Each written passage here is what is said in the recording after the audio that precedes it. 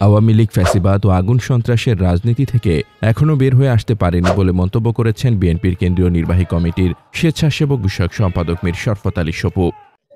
আওয়ামী লীগ যে আগুন সন্ত্রাস ফ্যাসিবাদ আর আগুন সন্ত্রাস থেকে এখন বের হতে পারেনি। আগুন সন্ত্রাস দিয়ে বাংলাদেশের মানুষের মন জয় করা যাবে না। বৃহস্পতিবার দুপুর 12টার দিকে ঢাকা মাওয়া এক্সপ্রেসওয়ে ছনবাড়ি এলাকায় বিএনপি আয়োজিত শান্তি মিছিল শেষে সাংবাদিকদের সঙ্গে আলাপকালে তিনি এ মন্তব্য করেন। আওয়ামী লীগ একটা সন্ত্রাসী দল, এই সন্ত্রাসী দল থেকে তাদেরকে রক্ষার দায়িত্ব, যেহেতু আমরা রাজনীতি করি, আমরা এই এলাকার সন্তান, সেহেতু আমরা এদেরকে জানমালের জন্য আমরা এখানে আজকে এখানে বসে আছি। তাই আমরা নেতা কর্মীদের নিয়ে আমরা এখানে মিছিল করলাম, শান্তি মিছিল। এই মিছিল থেকে আমরা বার্তা দিলাম আমরা অর্থ এলাকায় জনগণের পাশে আছি, জনগণের, এবং আমরা এখানে সারাদিন থাকবো। এখানে আমাদের এখানে আওয়ামী লীগের মতো কোনো উস্কানিমূলক স্লোগান পাবেন না।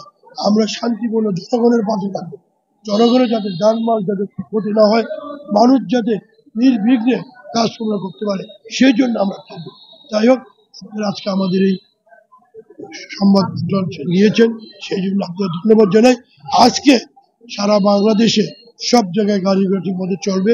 হয়তোবা তারা ভয়ভীতি দেখাবে, ভয়ভীতি কোনো লাভ হবে না। শেখ হাসিনার বিচার সর্বোচ্চ রায় হবে, সর্বোচ্চ বিচার হবে।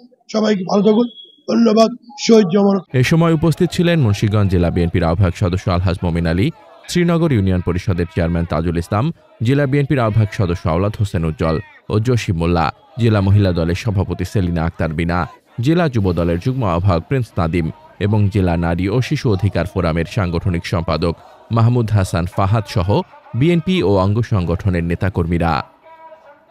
মোহাম্মদ শামীম রেজা, দৈনিক খোলা চোখ।